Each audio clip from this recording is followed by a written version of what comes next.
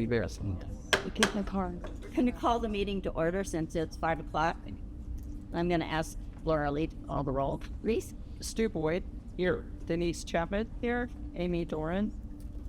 Don Kirk. Barbara Cruz. Here.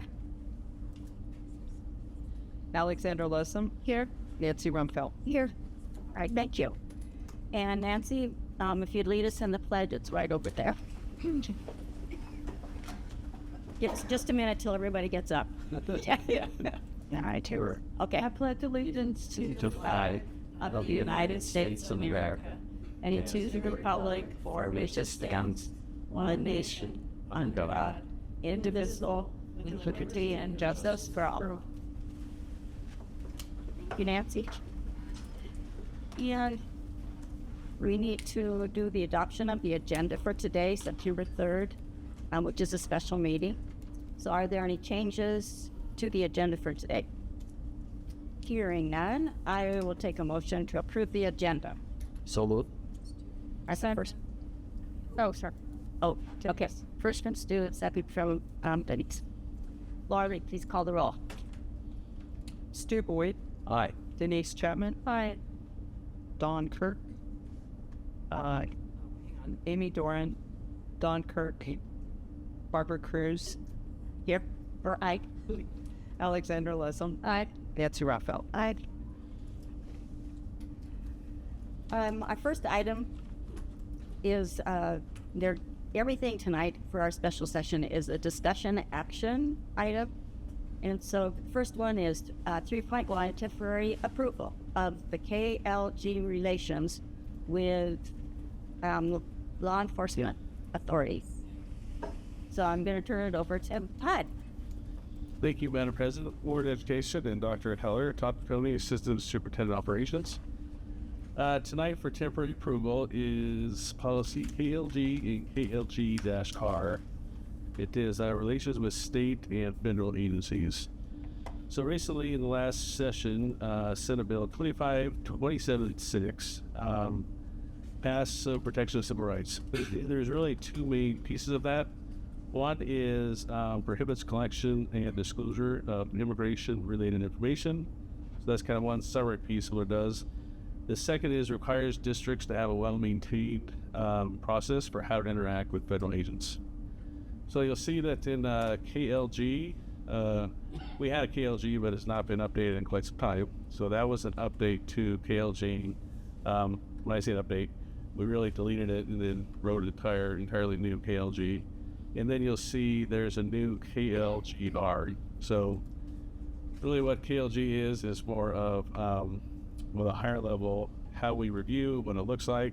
The KLG-R gets into the second part of that definition, which was kind of the details on how we interact and the what we can and cannot keep within or get within the records to protect those. So there's obviously, without reading through the red lines, because there's two really new policies, that's the overview of what they are. So does the board have any questions on this temporary approval? And from what I understand, they'll still go through a final approval in the next meeting. And the reason why we had to do this is because it was really to be done September 1st, when we had just recently heard about it. Is that correct? Yeah. Yeah, it's just finalized this last legislative session. Yeah. And I would just add, so though it happened in the legislative session, one of the challenges is we didn't receive from CASB any policy revision. They had been working on a policy revision to send out to schools, but we received it very, very late. Then when the folks from Kaplan and Ernest reviewed it, they felt like it wasn't necessarily meeting all of the needs of what school districts had, so they gave us a different version than what CASB gave. Part of the issue with CASB is it didn't have anything related to employees in there. They only had relations to student issues, and so we had to include employees because that's obviously another aspect of our requirement within that legislation. So we received the final update from Kaplan and Ernest, which then when we look at a September 1 due date where you have to have a policy, we really felt like we needed to get an emergency temporary adoption today, and then on the 17th we would do the final second reading and final approval of that policy. Okay, questions? Nancy? I did notice that at the bottom it says temporarily approved August 27th on both of those, so I'll make sure it gets changed. Just today's date. Yeah. Okay. Yeah. My question only relates to, so I understand that this is like if they come and they need to, a student or an employee or whatever. What I'm not clear on is, what is the process if there's some critical situation where they're chasing an illegal immigrant who's wanted for, I don't know, some crime, and they come on school property? Is that covered by a different policy, or is that part of this one, but it doesn't go into it? You're saying if they follow someone like off-site onto our school ground? Yeah, because they're in a chase or whatever. Yeah, I mean, really handle it similar to a safety situation. The school will do their SRP actions. They lock down the school, whether it's, no matter the status of the individual, it would be the same reaction to the school. Yes. So this is more like it's just a standard. Can we talk to them? That's what this. Yeah, getting information. So this protects, entering onto and gaining information. Okay. All right. Any other questions or comments? I have a question that I don't know if this is, we don't necessarily need to talk about it today or next time, but I know that in the regulation it all talks about the federal immigration authorities who have a subpoena order or warrant. What about if they do not have a subpoena issue or warrant? They have to. There's no information given without a wet signed warrant. So in that situation, we would say that they don't have access to that individual. So then should that be included in here?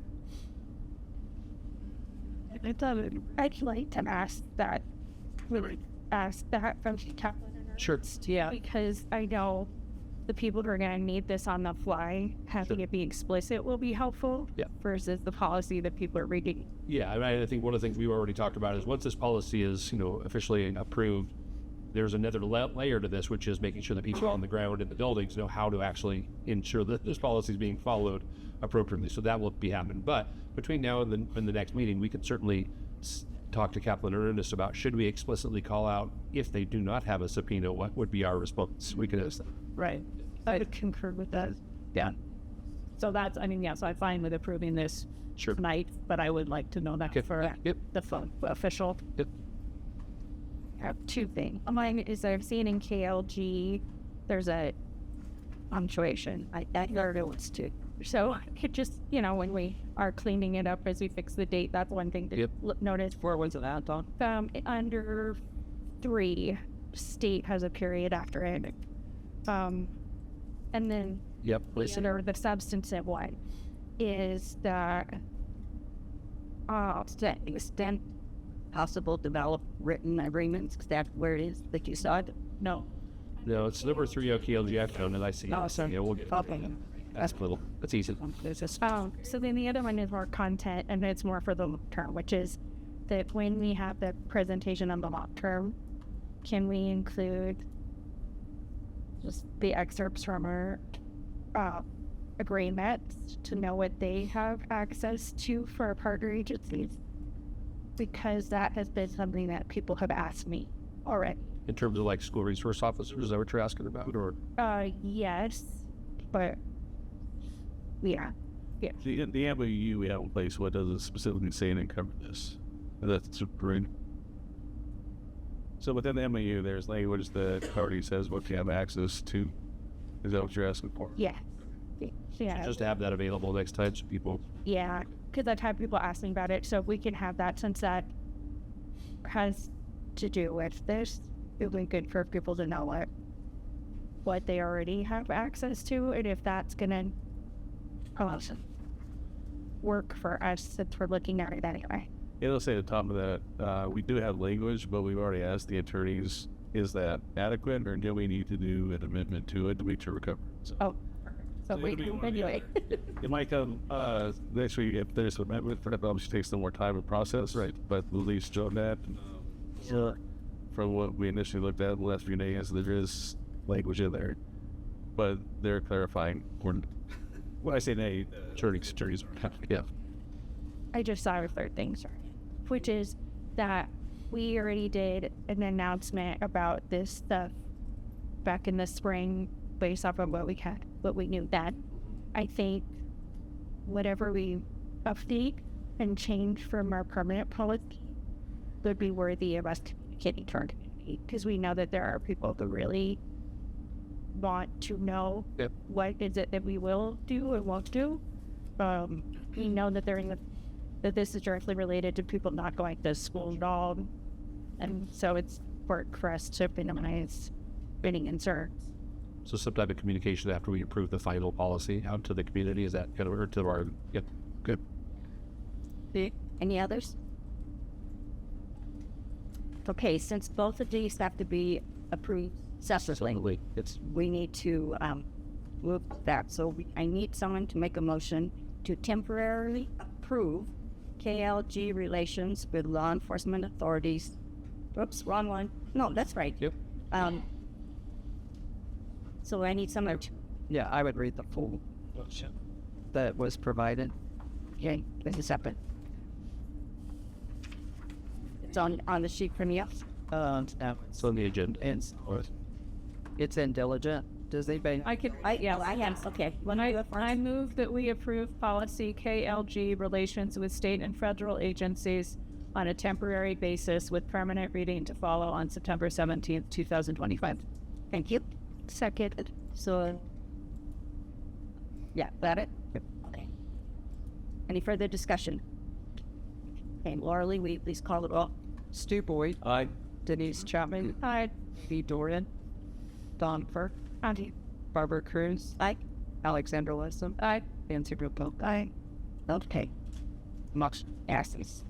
And then the second one is the temporary approval of KLG-R regulation regarding federal immigration offices. Do you have that, Treat? Okay. Yeah. So I move to approve regulation KLGR relations with state and federal agencies records procedure on a temporary emergency basis with permanent reading to follow on September 17th, 2025. Thank you.